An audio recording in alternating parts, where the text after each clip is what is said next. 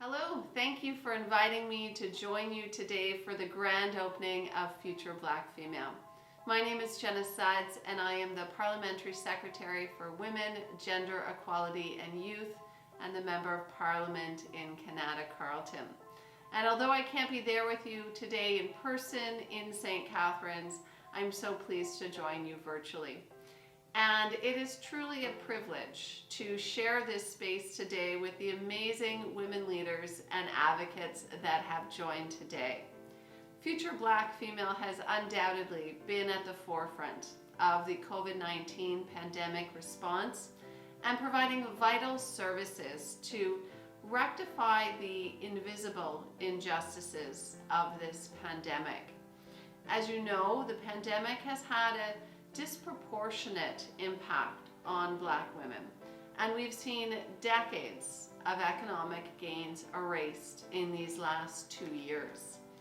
Throughout the pandemic, Black women have shouldered unpaid care responsibilities at home, and these additional responsibilities have invited acute and chronic stressors, and they've taken a toll on women's mental and physical well-being.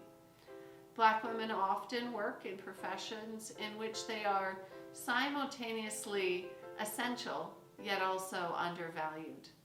And they make up a significant percentage of frontline workers, which have meant putting themselves at elevated risk for exposure of COVID-19 by virtue of their profession. They have truly been the unsung heroes of our community's survival through this pandemic. And for far too many Black women, the pandemic has put them at an increased risk of gender-based violence and particularly intimate partner violence. As public health officials urge Canadians to stay home to stop the spread of COVID, these stay-at-home orders confined women to their homes and potentially with their abusers. These structural inequities cannot be fixed with a one-size-fits-all pandemic recovery program. That's why our government's COVID recovery has been designed through an intersectional and gender-based lens. We instituted programs and targeted initiatives to specifically reach Black women and ensure they did not fall through the cracks of government support services. We relied on the experience and the insight of Black women to identify gaps and designed unique support programs to fill them. Community-based programs like Future Black Female are so vital in this regard. They provide a lifeline to women at risk of gender-based violence, but also homelessness, unemployment, and trauma. They connect with women in an inclusive and intersectional way, recognizing that effective support services are those which are trauma-informed and culturally relevant. And they inform our government of how to refine and perfect our support services to make sure that we reach the most vulnerable. I particularly want to highlight the work of Dr. Tapo. I met Dr. Tapo earlier this year and in a previous role when I was city councillor as well. And in doing so, in meeting with Dr. Tapo and in speaking with her and learning about the vital programming that Future Black Female provides to empower Black women and girls to mobilize and to rise up.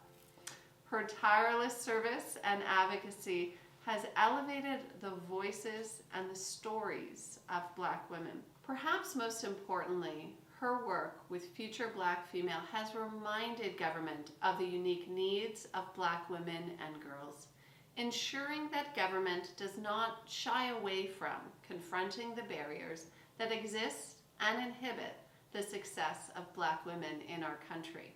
So I want to say a particular thank you to Dr. Tapo for creating this space to bring us all together today.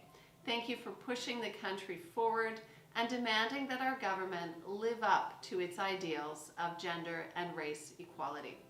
As we start to build our post-pandemic recovery, it's imperative that we examine how we can create a more inclusive and intersectional society.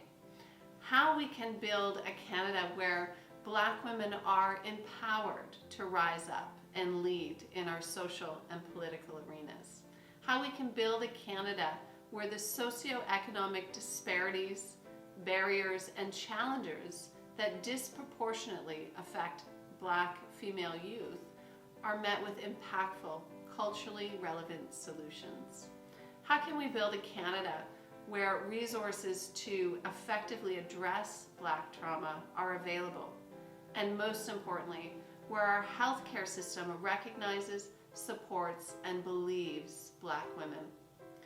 Unrelated to my work, of course, as Parliamentary Secretary to the Minister of Women, Gender Equality and Youth, how can we fully comprehend the systems that drive female empowerment and ensure that Black female youth are not left behind in conversations about gender equality and female empowerment? Our country has many complex issues ahead of us, from pandemic recovery to climate change to gender equality to poverty. With so much at stake, we need aspirational, outspoken advocates to build the solutions to these generational problems. We need women like you, all of you here today, and organizations like Future Black Female to continue the important work you're doing. And we cannot leave Black voices among the brilliant people who are tackling these issues behind. Congratulations to the team at Future Black Female on today's grand opening, and I wish you all the success in the world. I look forward to continuing to work with you to create opportunities for Black women and girls in our country.